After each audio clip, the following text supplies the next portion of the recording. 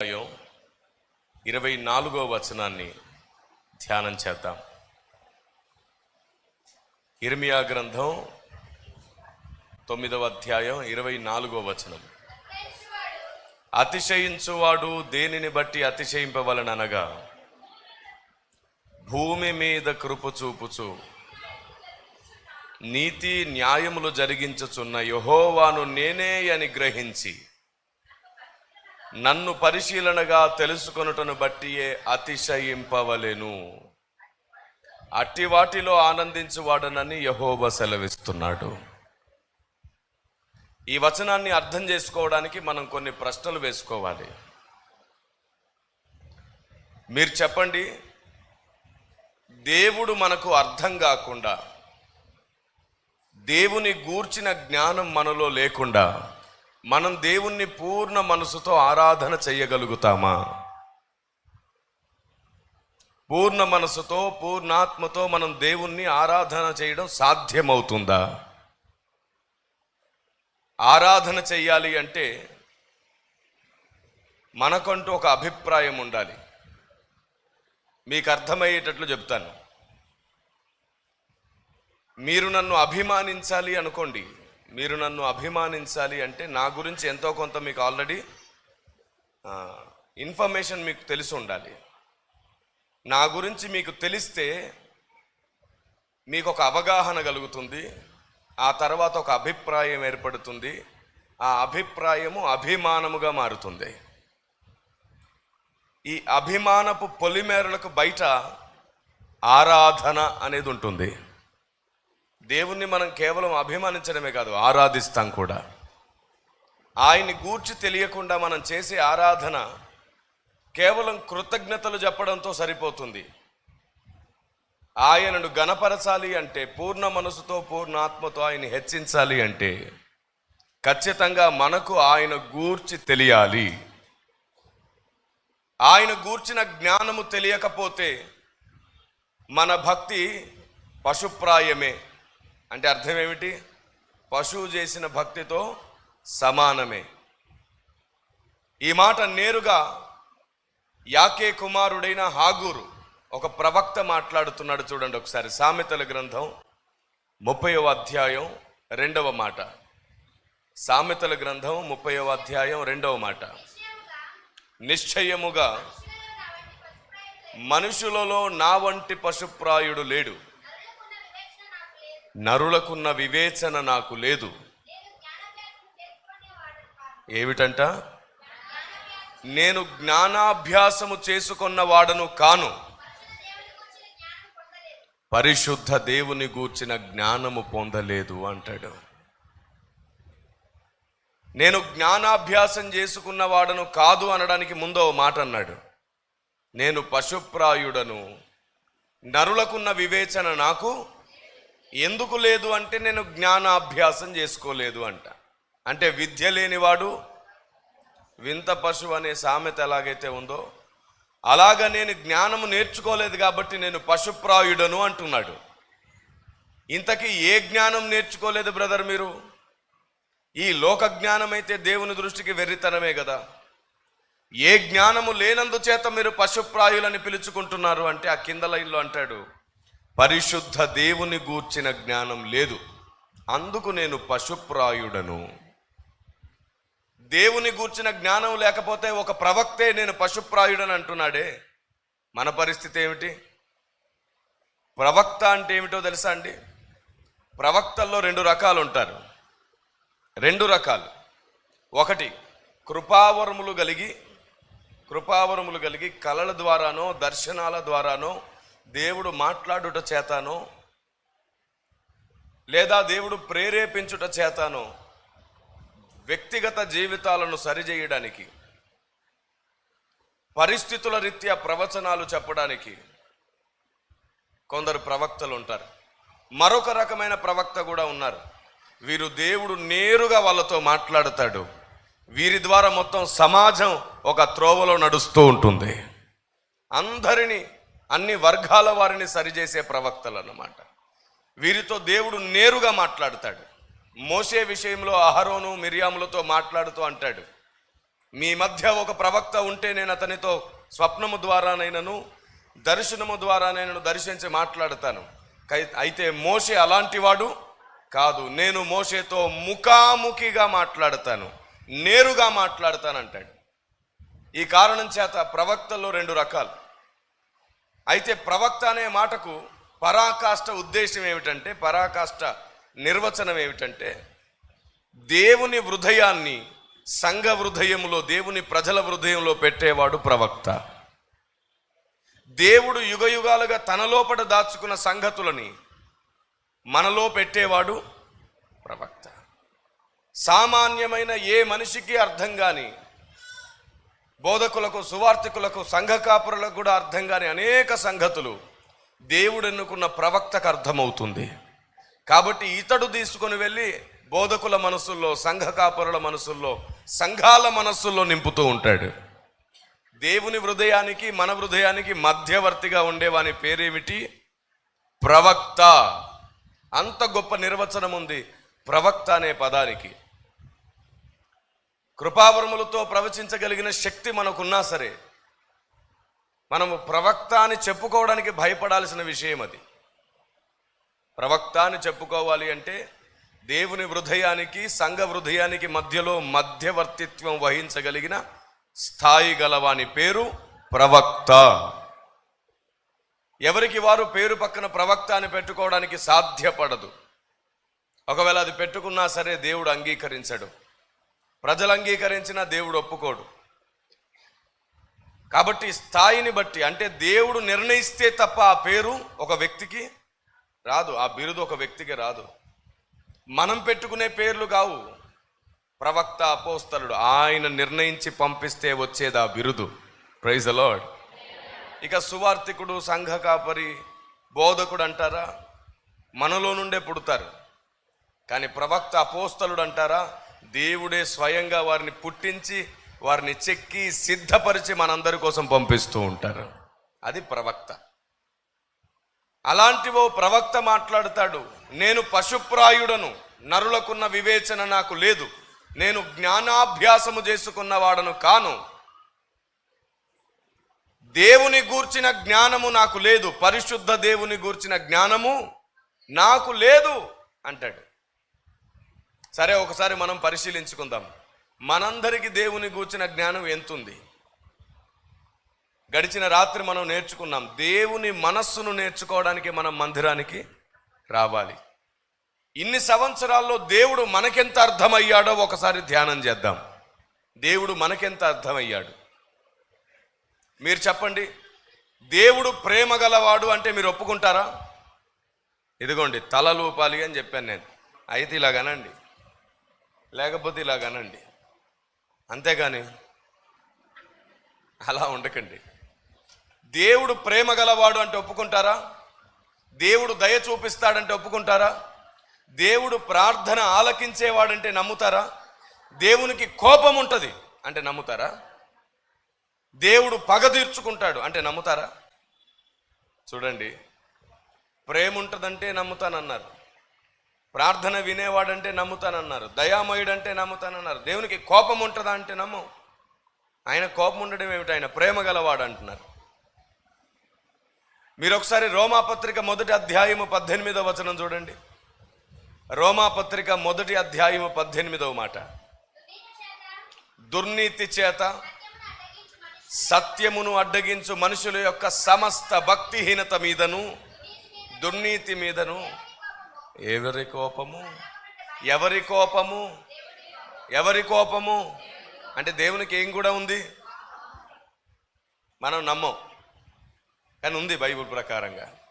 So దేవునిలో ఎన్ని లక్షణాలు ఉన్నాయో, దేవుడు ఏమై ఉన్నాడో తెలుసుకోకుండా మన భక్తి సంపూర్ణమయ్యే అవకాశం లేదు. బైబిల్ సెలవిస్తుంది, నా జనులు జ్ఞానము లేకయే చెరపట్టబడుచున్నారు, నా జనులు జ్ఞానము లేకయే నశించిపోవుచున్నారు అని రాయబడింది. మీరు చెప్పండి, దేవునికి పగ తీర్చుకునే లక్షణం ఉందా? ఇంతకుముందు కాదంటే చూపించాడు, ఇప్పుడు అవునంటే ఏమంటాడు? యెషయా గ్రంథం 63వ అధ్యాయం 4వ వచనం చూడండి. యెషయా గ్రంథం 63వ అధ్యాయం 4వ వచనం. ఏమిటంట?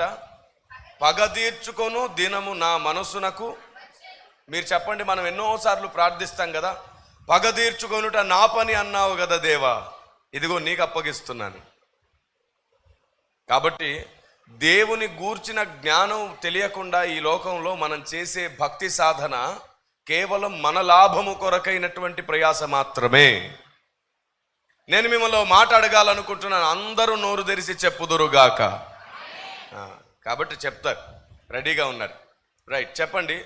ఈ సమస్త సృష్టిని చేసింది, ఆదామును సృష్టించింది, మనందరిని సృష్టించింది, సమస్త చరాచర ప్రాణకోటి నిర్మాణం చేసింది తండ్రి అయిన దేవుడా, కుమారుడైన దేవుడా? గట్టిగా, కొంచెం గట్టిగా. మళ్ళీ మాట మార్చారు కదా. రైట్, తెలిసిన సత్యాన్ని బోధించడానికి భయపడకూడదు, సిగ్గుపడకూడదు. మీరందరూ ముక్త కంఠంతో చెప్పిన మాట తండ్రి అయిన దేవుడు. మీకెవరు చెప్పారు అలాగని? బైబిల్ చెప్పిందా? మేం చెప్పామా? మీరే అనుకున్నారా? ఒకవేళ మీరు బైబిల్ చెప్పింది అన్నారంటే నేను తెరుస్తాను. ఇప్పుడు మేము అనుకున్నారు అన్నారనుకోండి, సరి చేసుకుందాం. బోధకులు చెప్పారు అన్నారనుకోండి, సరి చేద్దాం. కానీ బైబిల్లో ఉంది అంటే మాత్రం తప్పకుండా పరిశీలించాల్సిందే. ఎందుకంటే బైబిల్ అంటే ఆది కాండం మాత్రమేనా? ప్రకటన గ్రంథం వరకు మొత్తం బైబిలా? కానీ మనం ఆది కాండంలో దేవుడని యెహోవా, దేవుడని యెహోవా, దేవుడని యెహోవా అని చూసేసి ఇంకా తండ్రి అని ఫిక్స్ అయిపోయి ఇంకా మరలా అలాంటి ఒక టాపిక్ బైబిల్లో ఇంకో చోట ఉందని కూడా చూడం. మనం ఏదైనా ఒక టాపిక్ గురించి మనం ఒక చోట ప్రస్తావించుకుంటే దాని గురించి బైబిల్లో ఇంకో చోట ఖచ్చితంగా దేవుని వాక్యం కొంచెం ఇచ్చట కొంచెం అచ్చట మనకు వచ్చును అని రాయబడింది. ఒక చోట చూసి ఫిక్స్ అయిపోకూడదు. ఇదే టాపిక్ గురించి బైబిల్ ఇంకో చోట ఏమైనా మాట్లాడుతుందా అని చూడాలి. ఇక ఈ సమస్త సృష్టిని చేసిన వాని గురించి బైబిల్ ఆది కాండంలోనే కాదు, హెబ్రీ పత్రికలో కూడా మాట్లాడింది. హెబ్రీ పత్రిక 1వ అధ్యాయము 2-3 వచనాలు చదువుకుందాం. హెబ్రీ పత్రిక 1వ అధ్యాయము 2-3 వచనాలు.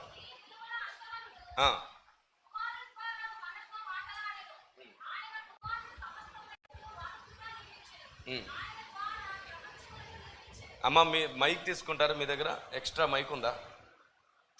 ఎవరైనా చదివేవారు మైక్ తీసుకొని, అక్కడ ఉన్నట్టుంది, అదిగోండి. చదివేవారు మైక్ తీసుకోండి.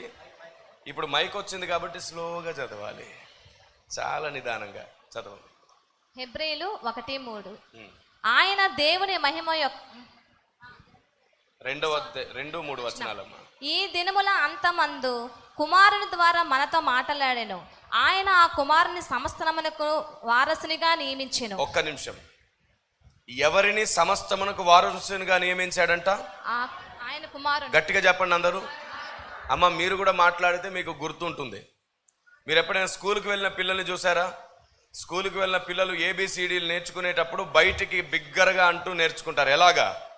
ఏ బి అంటారు. ఎందుకంటారో తెలుసా? అలా అనడం ద్వారా వాళ్ళకు జ్ఞాపకంలో ఉంటుంది.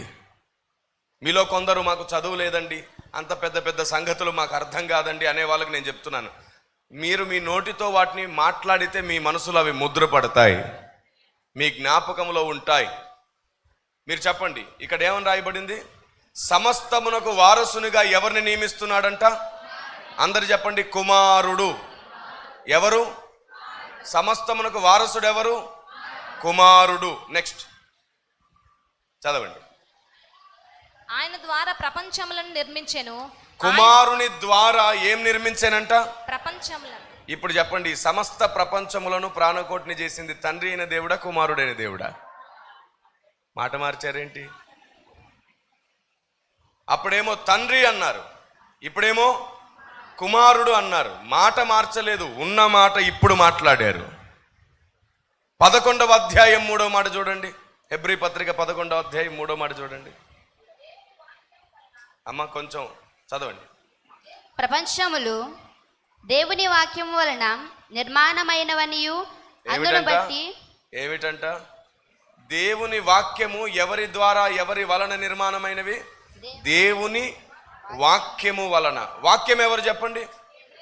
యోహాను సువార్త 1వ అధ్యాయం 1వ వచనం ప్రకారం వాక్యం ఎవరు? దేవుడు. ఎవరా దేవుడు? యోహాను సువార్త 1:14 ప్రకారంగా దిగి వచ్చిన వాక్యం ఎవరు? నజరేయుడైన యేసు. దేవునికి స్తోత్రం కలుగునుగాక. ఇప్పుడు చెప్పండి, ఈ సమస్త చరాచర ప్రాణకోటిని చేసింది తండ్రి అయిన దేవుడా, కుమారుడైన దేవుడా? కుమారుడైన దేవుడు చేశాడు. మరి ఇవేమి తెలియకుండా సృష్టిని చేసిన వాడా అని ఆరాధన చేస్తూ ఎవరిని అడ్రస్ చేస్తారు మీరు? తండ్రినే చేస్తారు. తండ్రి పైనుండి అయ్యయ్యో ఎంత పని చేస్తున్నారా మీరు, సృష్టిని చేసే పనిని నేను నా కుమారునికి అప్పగించాను, నా కుమారుడు చేసిన పనికి మీరు నన్ను అడ్రస్ చేస్తున్నారు అని. ఇలాగూ దేవుని గూర్చిన జ్ఞానం లేకపోతే మనం చేసే ఆరాధనలో కూడా క్వాలిటీ ఉండదు, స్పష్టత ఉండదు. ఈ కారణం చేత ఈ సమస్త ప్రాణకోటిని చేసిన వాడు తండ్రి అయిన దేవుడు కాదు. ఎవరు? తండ్రి అయిన దేవుడే కుమారుని ద్వారా ఈ సమస్తాన్ని చేయించాడు. ఇక్కడ చిన్న కన్ఫ్యూజన్. తండ్రి, కుమారుడు, పరిశుద్ధాత్ముడు అన్న దగ్గర చాలామంది కన్ఫ్యూజన్. ఈరోజు రకరకాల విభిన్నమైన బోధలు కూడా ఈ త్రిత్వం అనే దాని మీద వచ్చాయి కదా. త్రియేక దేవుడు అంటే నమ్మని వాళ్ళు చాలామంది. తండ్రి వేరు, కుమారుడు వేరు, పరిశుద్ధాత్ముడు వేరు, కానీ ముగ్గురు ఒకటే అని నమ్మడమే త్రియేక దేవుడు. కొందరు అంటారు ఏమిటంటే తండ్రి కుమారుడిగా వచ్చాడు, కుమారుడే పరిశుద్ధాత్ముడిగా వచ్చాడంటారు. మరికొందరైతే మరి విచిత్రంగా వీరి నమ్మకాలకు లేఖనాధారాల కంటే కూడా వారి కపోల కల్పితాలే ఎక్కువ తోడవుతూ ఉంటాయి. అయితే ఏదైనా ఒకటి ఎంత పరిశోధించినా తేలకపోతే బైబిల్ ఇంకొక సలహా మనకిస్తుంది. దేవుని అదృశ్య లక్షణాలు, దేవుని నిత్యశక్తి, దేవుని దైవత్వము నీకు తేటపడాలంటే సృష్టింపబడిన వాటిని కూడా ఆలోచించమంటుంది. ఎక్కడుంది ఈ మాట? రోమాపత్రిక 1వ అధ్యాయము 20వ వచనంలో ఉంటుంది. దేవుని అదృశ్య లక్షణాలను, దేవుని నిత్యశక్తిని, సృష్టిని ఆలోచిస్తే కూడా మనం తెలుసుకోగలుగుతామంట. రైట్. ఇప్పుడు నేను మిమ్మల్ని అడుగుతున్నాను, మనం సృష్టించబడ్డ వాళ్ళమే కదా? ఏవండి, మనం సృష్టించబడ్డ వాళ్ళమే కదా? రైట్. నేను మిమ్మల్ని అడుగుతున్నాను, స్పష్టంగా జవాబు చెప్పండి. మీరు ఒక్కరా 10 మందా? అమ్మ నువ్వు ఒక్కదానివే 10? ఒకదే కదా. నేను కూడా ఒక్కడే. మీరందరూ కూడా ఒక్కొక్కరు ఒకరే కదా, 10 కాదు కదా? రైట్. మళ్ళీ మాట మార్చొద్దే. నేను ఒక్కడినే అని మీరు అన్నారు, మళ్ళీ మాట మార్చొద్దు. నువ్వు ఒక్కదానివా 10 మందా?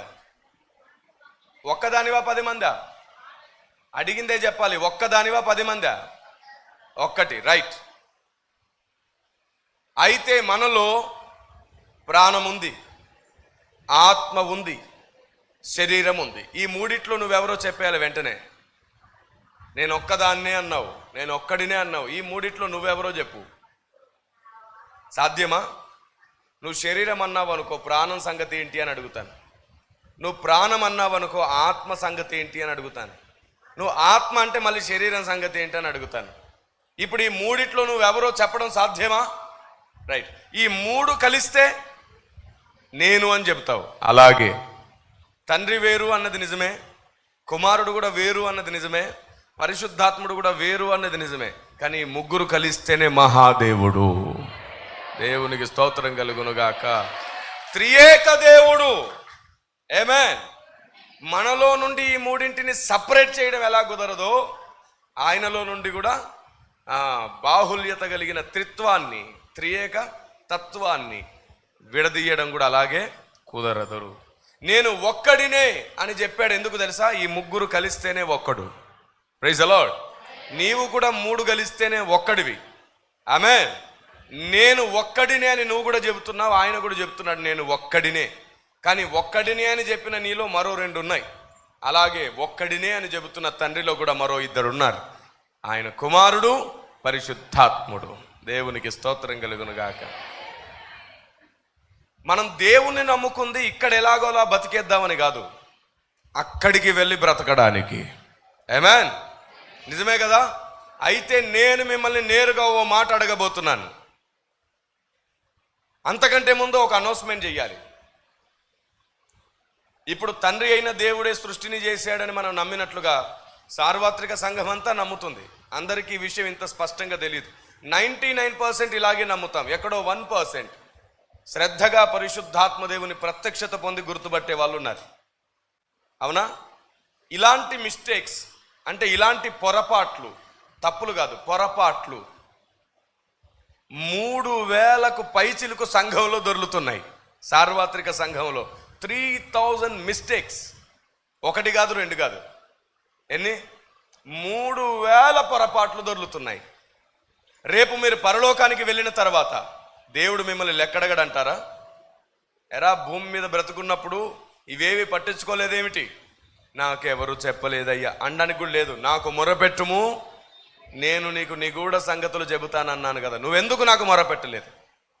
మందిరానికి నీ గురించి తెలుసుకోవడానికి వెళ్ళావు, మందిరానికి ఆశీర్వాదాలు దీవెనలను వెళ్ళావు, కానీ ఎప్పుడైనా సరే నీ గ్రంథంలో ఉన్న సంగతులు నాకు బోధించని అడిగావా? నాకు కనబడనివి చూపించమని అడిగావా? నీ మనస్సు నాకు బోధించని అడిగావా? నీవే స్వయంగా అడగలేదు కాబట్టి నీవే దోషివి. ఎవరో నీకు చెప్పలేదని నువ్వు ఎవరిని నిందించడానికి వీల్లేదు. నీవు నన్ను అడగలేదు, నీవే నేరం చేశావు. మనము 3000 పొరపాట్లను నమ్మి పరలోకానికి వెళ్తే దేవుడు వెంటనే చంకనెత్తించుకోడు, వాటి గురించి లెక్క అడుగుతాడు. సండే స్కూల్ పిల్లలకు కూడా ఈజీగా అర్థమయ్యే ఒక విషయం చెప్తాను, మీరు సరిగ్గా జవాబు చెప్తారని నమ్ముతున్నాను. మీకు తెలిసింది చెప్పడమే యథార్థత. ఒకవేళ మీరు చెప్పిన దాంట్లో తప్పు ఉంటే నేర్పించేవాడు దేవుడు. ఆమేన్. ఎస్. సండే స్కూల్ పిల్లలు కూడా అర్థం చేసుకునే ఇంకొక కారణం చెప్తాను. మీరు చెప్పండి, 10 మంది కన్యకలు ఉన్నారు కదా దివిటీలు పట్టుకొని, 10 మంది కన్యకలు ఉన్నారా? మరి తలూపురే ఉన్నారు కదా. ఎంతమంది విడవబడ్డారు, ఎంతమంది ఎత్తబడ్డారు? అందరు అలాగే చెప్తాం కదా. ఎంతమంది పడుకున్నారు? మళ్ళీ 5గురు. ఎంతమంది మెలకుగా ఉన్నారు? మళ్ళీ 5గురు. తెలుసు నాకు, అందరం అదే చెప్తాం. ఎందుకంటే తాతల నాటి నుంచి మనకు అదే చెప్పారు, సండే స్కూల్ నుంచి మనకు అదే చెప్పారు. 5గురు పడుకున్నారు, 5గురు మెలకుగా ఉన్నారు అని. కానీ మీరు బైబిల్ తెరిచి చూడండి ఒకసారి. మీలో ఖచ్చితంగా ఒకరిద్దరు ముగ్గురికైనా సరే ఆల్రెడీ వాస్తవం ఏమిటో తెలిసే ఉంటుంది. ఎందుకంటే బైబిల్ని జాగ్రత్తగా చదివితే ఆ విషయం బయటకు వచ్చేస్తుంది. ఎవరో వచ్చి చెప్పాల్సిన మర్మమేమి కాదు, ఇది బయటపడిపోతుంది. మత్తయి సువార్త 25వ అధ్యాయము 5వ వచనం చూడండి. పెండ్లి కుమారుడు ఆలస్యము చేయగా వారందరూ కునికి నిద్రించుచుండిరి. ఇప్పుడు చెప్పండి, అందరువా 5గురువా? ఏం బ్రదర్, ముఖం మీదకి నవ్వు వచ్చేసింది. అరే పొరపాటు నమ్మేసేమే ఇన్నాళ్ళు. ఇలాంటి పొరపాట్లు ఉన్నాయి చూసారు, ఇవి 3000 పైచులకు పొరపాట్లు ఉన్నాయి. సరే, మీరు ఎప్పుడు వాటిని తెలుసుకోవాలి? మీరు తెలుసుకొని ఎప్పుడు ప్రజలకు బోధించాలి? చెప్పండి. నా పసితనం నుండి నేను రక్షింపబడినది మొదలుకొని ఇప్పటి వరకు దేవుడు అలాంటి వాటిని చూసే అవకాశం, పరిశీలించే అవకాశం, ఎందుకు అలా బోధించబడింది, ఇప్పుడు ఎందుకు వాస్తవం అయ్యింది, ఏది వాస్తవం అని చెప్పడానికి దేవుడు కృప చూపిస్తే, ఇదిగోండి ప్రవక్త బూర శబ్దం అని ఒక పుస్తకం రాశాను నేను. ఏం పేరు దీని పేరు? ఇందులో మీకు 300 సంగతులు పైనే రాయబడి ఉన్నాయి. ఆ మిస్టేక్స్, ఏమేమి మిస్టేక్స్ ఉన్నాయో మన నమ్మకాల్లో, తప్పుడు బోధలు కాదు నేను చెప్పేది, మిస్టేక్స్, జస్ట్ మిస్టేక్స్ అంతే. పొరపాటుగా లేఖనాలను అలా దాటుకుంటూ వెళ్ళిపోవడం, పెద్దలు చెప్పారు కదా అని గుడ్డిగా నమ్మేస్తూ వెళ్ళిపోతూ పరిశీలించకుండా ఉంటామే, అలాంటి మిస్టేక్స్ ఇందులో 300 పైచీలకు దొరుకుతాయి మీకు ఈ పుస్తకంలో.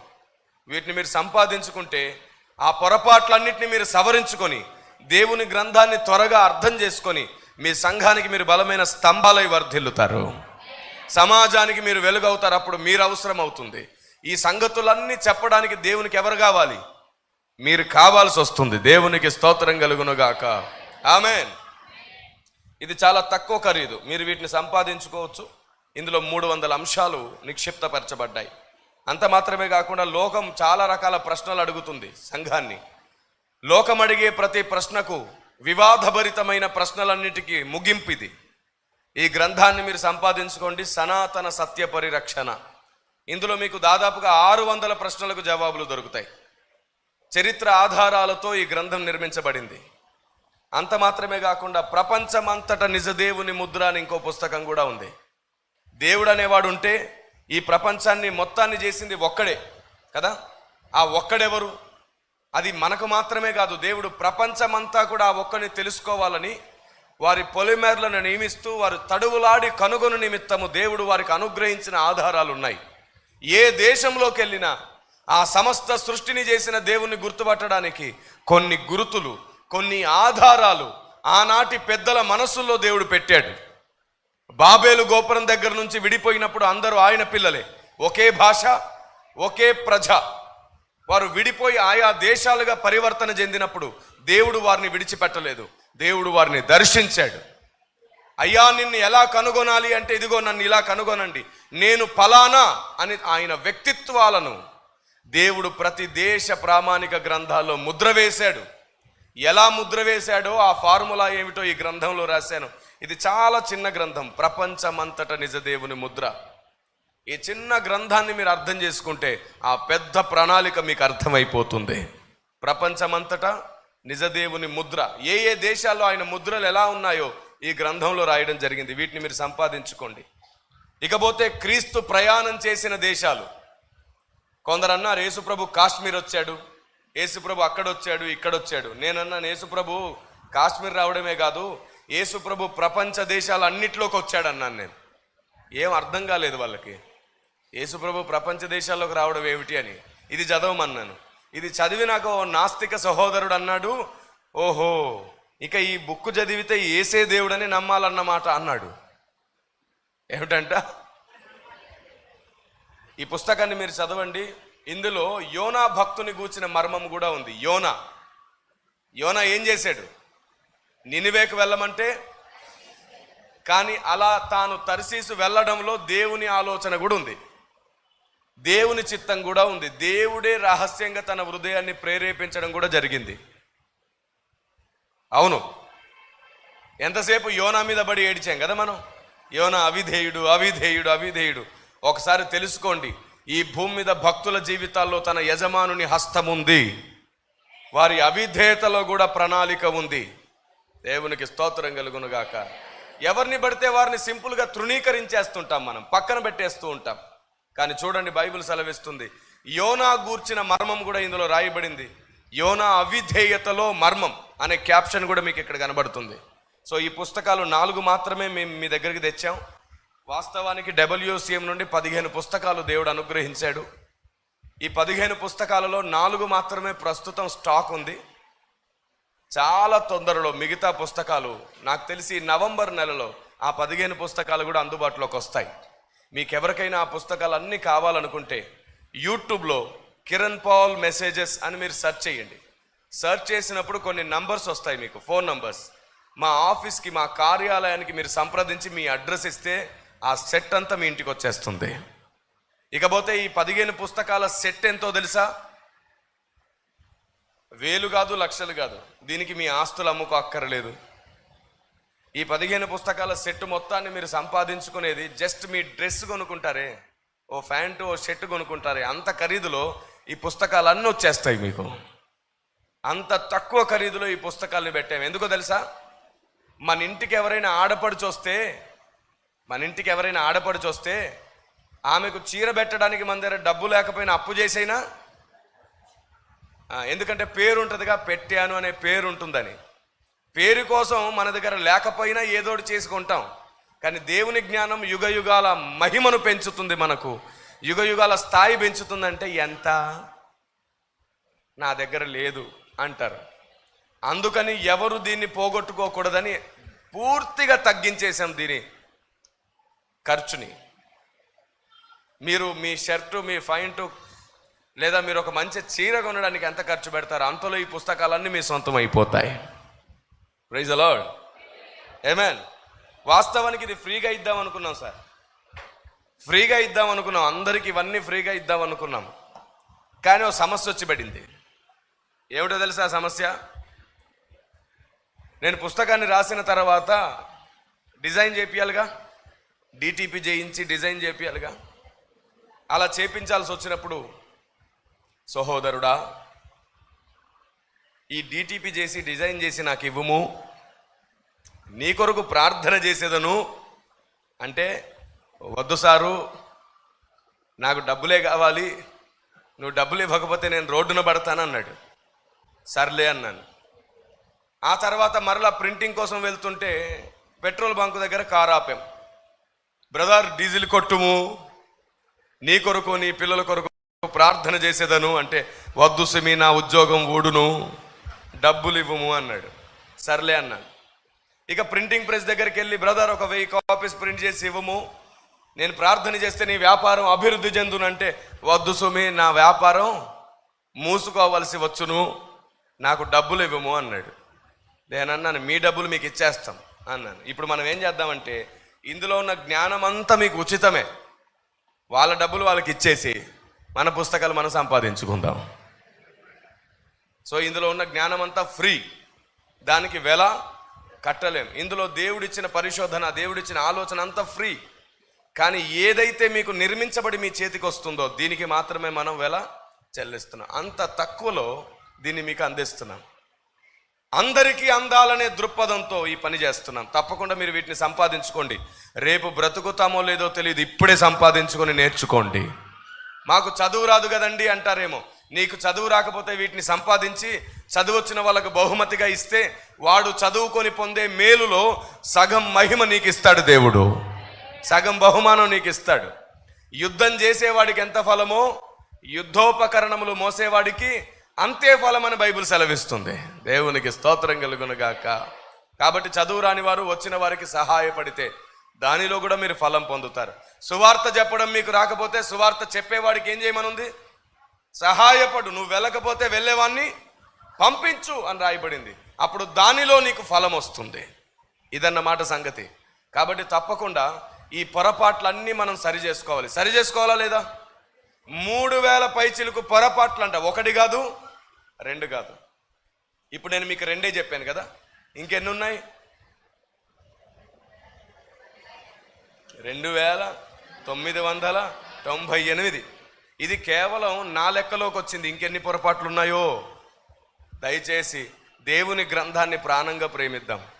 దేవుని గ్రంథాన్ని జాగ్రత్తగా పరిశీలిద్దాం. దేవుడు ఏమై ఉన్నాడో మనకు అర్థం కాకపోతే మన భక్తి వ్యర్థమైపోతుంది. మనం ఈ లోకంలో ఎన్ని సంపాదించినా అన్ని వ్యర్థమైపోతాయి, అన్ని వ్యర్థమైపోతాయి. మనకు తెలిసిన వాణ్ణి ఈ లోకానికి ప్రకటించాల్సిన బాధ్యత మన మీద ఉంది. Praise the lord. ఇప్పుడు నేను మీకు ఒక విషయం అర్థమయ్యేటట్టు చెప్తాను. మీరు చెప్పండి, మనము దేవుని దగ్గరికి వెళ్ళినప్పుడు దేవుడు మనల్ని తప్పకుండా లెక్క అడిగితే మనం లెక్క అప్పజెప్పే వారంగా ఉండాలి. ఇదే కదా బైబిల్ సెలవిస్తుంది. అసలు మనం ఇక్కడ బతికేదే ఎక్కడికి వెళ్దామని, అంతే కదా? నేను మిమ్మల్ని అడుగుతున్నాను, అక్కడికి వెళ్ళి ఏం చేద్దాం? పరలోకానికి వెళ్ళి ఏం చేద్దాం?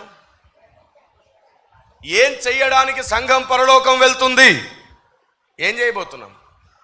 మన పితరుల నుండి, మనం పుట్టక ముందు నుంచి ఇప్పటి వరకు అందరు నేర్పించింది ఏమిటంటే, పరలోకానికి వెళ్ళి నిత్యము స్తుతి చేస్తాం అన్నారు, నిత్యము దేవుణ్ణి ఆరాధిస్తాం అన్నారు. అయితే నేను మీకు ఓ విషయాన్ని చెబుతున్నాను, జాగ్రత్తగా వినండి. కేవలం దేవుణ్ణి స్తుతించడానికి, దేవుణ్ణి ఆరాధించడానికి మాత్రమే సంఘం పరలోకానికి వెళ్ళడం లేదు. ఒకవేళ అది మాత్రమే అనుకొని మీరు పరలోకానికి వస్తే, అక్కడికి వచ్చిన తర్వాత సిగ్గుపడాల్సి వస్తుంది, బాధపడాల్సి వస్తుంది. అయ్యో ప్రభువా, నాకు ఇవన్నీ ఉంటాయని తెలియదు. భూమిపైన ఎవరు నాకు ఇలాంటి విషయాలు చెప్పలేదు, వీటి కోసం నేను సిద్ధపడలేదు, ఏమీ నేర్చుకోలేదని ఏడుస్తావు, గుండెలు బాదుకొని ఏడుస్తావు. పరలోక రాజ్యానికి వెళ్ళిన తర్వాత అక్కడ నువ్వు ఏం చేయాల్సి వస్తుందో తెలుసుకున్నప్పుడు నువ్వు వేదన పడాల్సి వస్తుంది. అందుకే ఈరోజే మనం దాన్ని నేర్చుకుందాం. మనం పరలోకానికి వెళ్ళేది కేవలం స్తుతి చెయ్యడానికే కాదు. ఆ అవగాహన లోపము కలిగినది. కేవలం స్తుతి మాత్రమే పరలోకములో ప్రధానం కాదు. ఇక మీదట జాగ్రత్తగా మీరు వినండి, అందరిటి వైపే చూసి జాగ్రత్తగా వినండి. అమ్మా, మనం పరలోకానికి వెళ్ళేది కేవలం స్తుతి ఆరాధన చేయడానికే కాదు.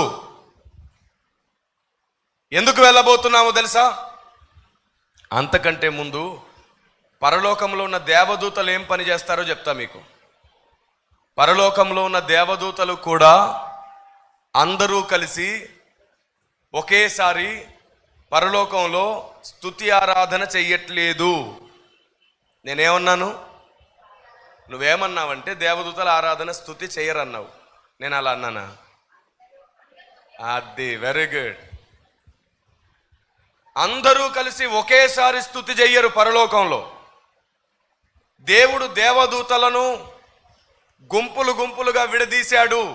అమ్మా విన్నావా? దేవుడు దేవదూతలను వందల వేల గుంపులుగా మార్చాడు, సమూహాలుగా మార్చాడు, అనేక సమూహాలు. అందుకే బైబిల్లో మనం ఇలా అంటాం, పరలోక సైన్య సమూహాలు.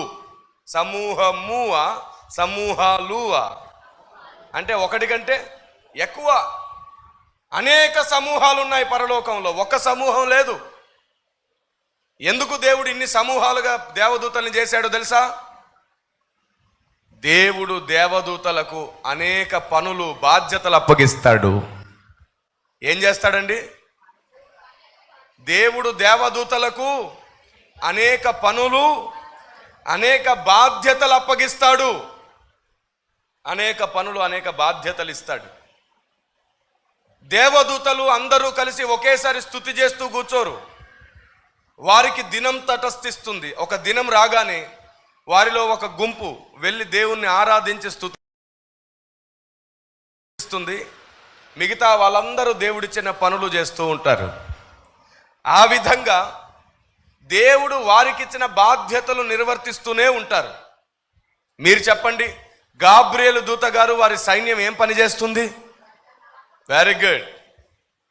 అబ్రహాం గారు చెప్తున్నారు, అయ్యా మా సంఘానికి వాక్యం బాగా తెలుసు, వాక్యం బాగా తెలిసిన పిల్లలు నా సంఘం అని చెప్తున్నారు. నేను ఖచ్చితంగా అలాంటి వారి మధ్యలోనే ఎక్కువగా సేవ చేయాలని ఇష్టపడుతూ ఉంటాను. మీకు వాక్యం బాగా తెలిస్తే నేను వాక్యం బాగా చెప్పగలుగుతా కదా. మీకు వాక్యం బాగా తెలియకపోతే వాక్యం బాగా నేర్పాల్సి వస్తుంది. మీరు ఆల్రెడీ వాక్యం బాగా నేర్చుకున్నారు కాబట్టి నేను ఇప్పుడు వాక్య మర్మం బాగా మీకు బోధించగలుగుతాను. Praise the Lord. గాబ్రియేలు దూత గారు ఏం పని చేస్తారు? వర్తమానం. మికాయేలు దూత ఏం పని చేస్తారు? సైన్యాన్ని సిద్ధపరచుకుంటూ ఉంటారు, యుద్ధాన్ని చేస్తూ ఉంటారు.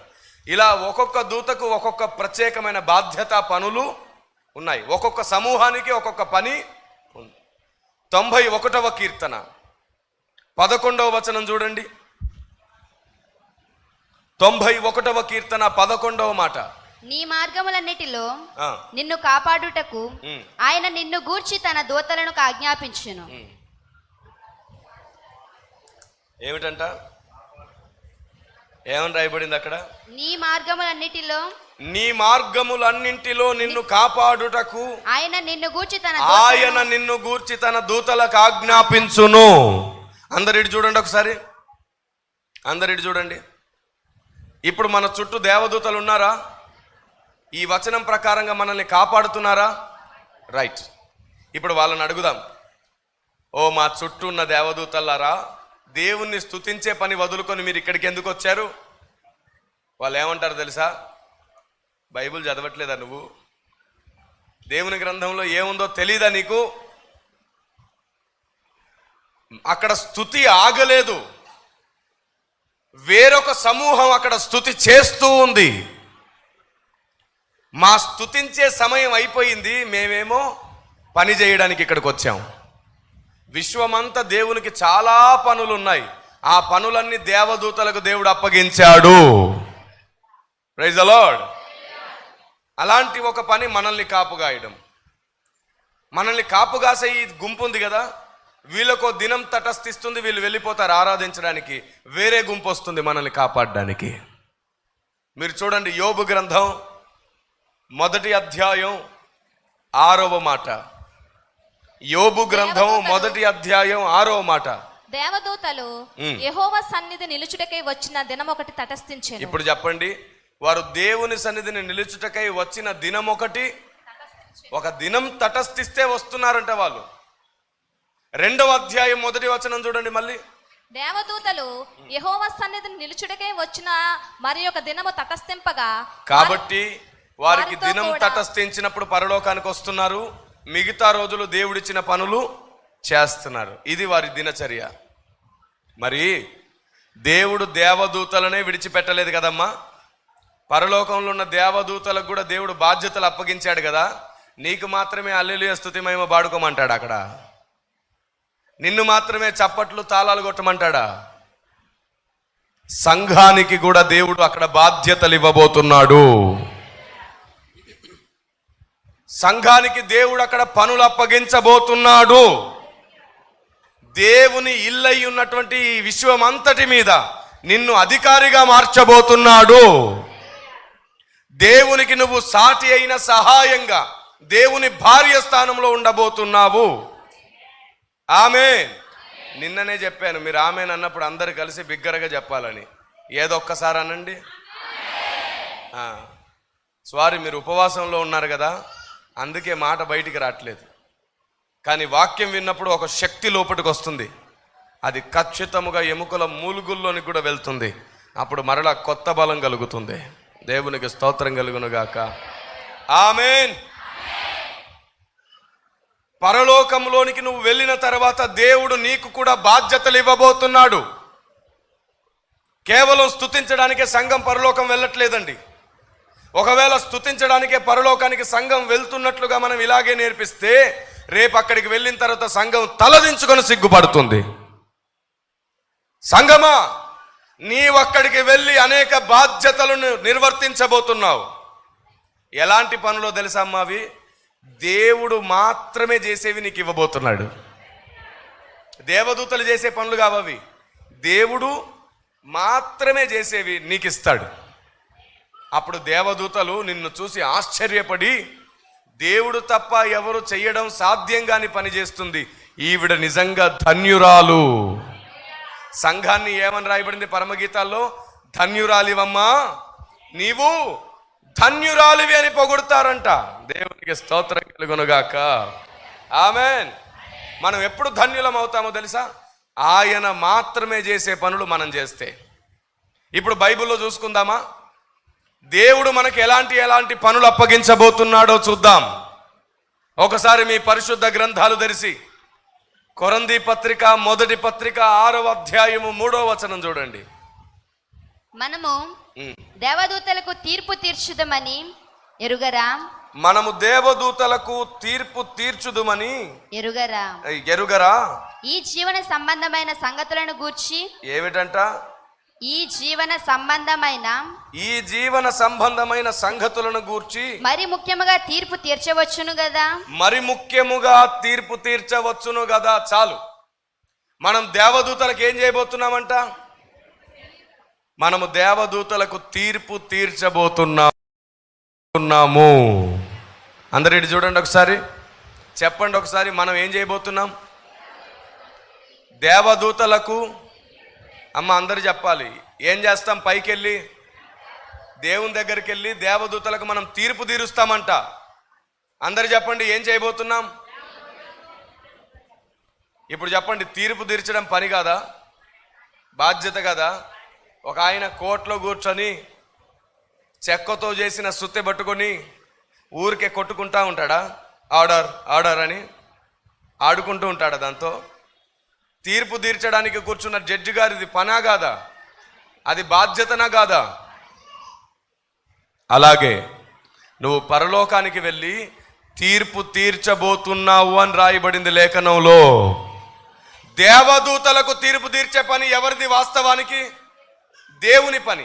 అది ఎవరి ద్వారా దేవుడు చేయించబోతున్నాడు? ఆమేన్. అవును, ఏమని తీర్పు తీరుస్తావు అక్కడికి వెళ్ళి? వాళ్ళ చట్టం ఏమిటో నీకు తెలియదు, వారి రూల్స్ అండ్ రెగ్యులేషన్స్ ఏమిటో తెలియదు, వారు ఎలాంటి విషయాల్లో తప్పులు చేస్తారో తెలియదు. ఎలా తీర్పు తీరుస్తావు దేవదూతలకి?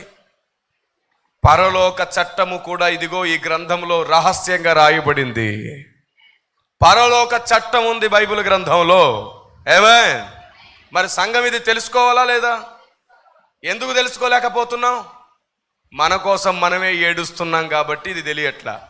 ఒక్కసారి దేవుని గ్రంథం కోసం ఏడవండి.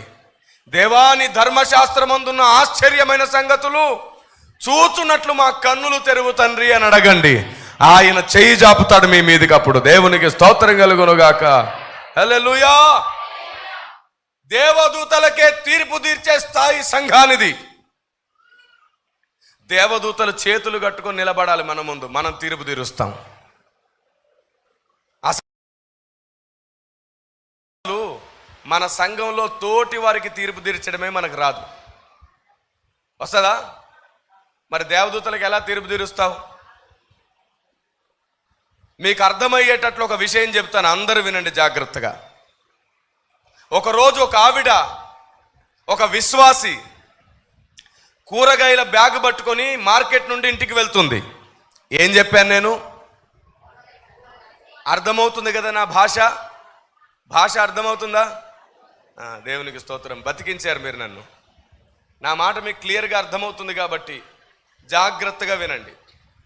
ఒక ఆవిడ కూరగాయల మార్కెట్ నుండి ఇంటికి వెళ్తుంది. అప్పుడు ఇంకొక విశ్వాసి బంగారపు షాపులో నుండి ఒక బంగారాన్ని ఎత్తుకొని పారిపోతుంది. ఈ పారిపోతున్న ఆవిడెవరు చెప్పాలి, అందుకే నోరు తెరిస్తే మీతో ఎక్కువ మాట్లాడాలనిపిస్తుంది. ఎవరు? విశ్వాసి. ఈ కూరగాయల బ్యాగ్ పట్టుకొని వెళ్తుంది ఎవరు? ఈవిడ కూడా విశ్వాసే. ఈవిడ వెళ్తూ వెళ్తూ సడన్గా ఆవిడ పారిపోవడం చూసి ఆశ్చర్యపడింది. ఇదేమిటి? ఎప్పుడు ప్రార్థన చేస్తుంది, ఎప్పుడు వాక్యం అంటుంది, ఎప్పుడు సభలు అంటుంది, ఇలాంటి వ్యక్తి దొంగతనం చేయడం ఏమిటి అసలా అని భయపడిపోతుంది. వెంటనే ఈవిడ ఇంటికి వెళ్ళిపోయి కూరగాయల బ్యాగ్ అలా ఇంట్లో పెట్టేసి ఇక ఇంటింటికి తిరుగుతుంది. దేనికోసం? డప్పు పట్టుకొని పలానా ఆవిడ దొంగతనం చేయడం నేను చూశాను, పలానా ఆవిడ తప్పు చేయడం నేను చూశాను, పలానా ఆవిడ ఇలా చేసింది, పలానా ఆవిడ అలా చేసిందని తనకు తెలిసిన వాళ్ళందరి దగ్గరికి వెళ్ళి చెప్తుంది. ఎవరెవరికో ఫోన్ చేసి చెప్తుంది. మీకు పలానా ఆవిడ తెలుసా? భక్తురాలు అనుకున్నాం, దొంగ అని చెప్తుంది. పాస్టర్ గారి దగ్గరకు వచ్చింది, పాస్టర్ గారికి కూడా చెప్పేస్తుంది. ఇంకా అందరికీ వార్త మోసేస్తుంది. ఈవిడ పేరు డప్పు తల్లి అందాం. ఈవిడ పేరు ఏమిటి? మొత్తం డప్పు కొట్టి అందరికీ ప్రచారం చేస్తుంది. సరిగ్గా 2 రోజులకి ఈవిడ దొంగతనం చేసిన సీసీటీవీ ఫుటేజ్ టీవీలో వచ్చింది. పోలీసు వాళ్ళు ఆవిడ్ని పట్టుకున్నారు, జైల్లో పెట్టారు. ఆవిడ కొన్నాళ్ళ తర్వాత బెయిల్తో బయటకు వచ్చింది. అప్పుడు మందిరానికి ఒక ఆదివారం వస్తుంటే ఎవరు ఆవిడ్ని దగ్గరికి రానివ్వట్లేదు, ఎవరు పక్కన కూర్చొనివ్వట్లేదు. పక్కన కూర్చున్నా సరే భయపడిపోతున్నారు దొంగ అని. ఎవరు ఆవిడతో మాట్లాడట్లేదు. సంఘమంతా ఆవిడ్ని వెలివేసినట్లు చూస్తుంది. ఒక పాస్టర్ గారు మాత్రమే, అమ్మా నీకు దేవుడు కొత్త జీవితం ఇస్తాడు, ధైర్యం తెచ్చుకో, ఇక మీదట మరలా ఎలాంటి తప్పు చేయకు, దేవుణ్ణి బతిమాలుకో అని అంటున్నాడు. మిగతా అందరూ మాత్రం ఆవిడ్ని ఒక వింత జంతువుని చూసినట్లు చూస్తున్నారు.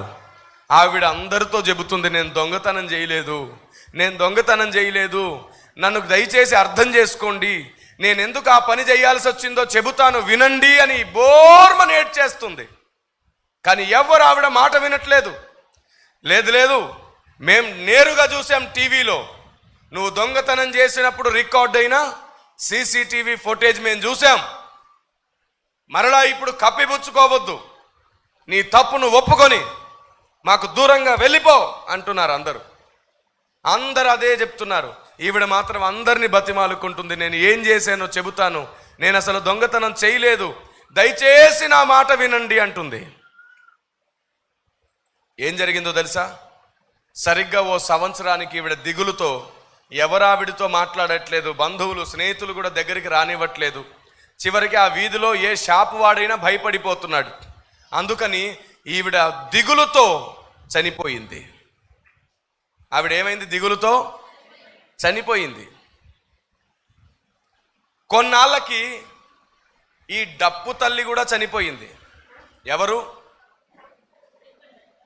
చెప్పిందే, అందరికీ చెప్పిందే, ఆవిడ కూడా చనిపోయింది. ఇద్దరు కూడా దేవుని న్యాయస్థానంలో, దేవుని న్యాయపీఠం ముందు నిలబడ్డారు. ఎక్కడ నిలబడ్డారు ఇద్దరు?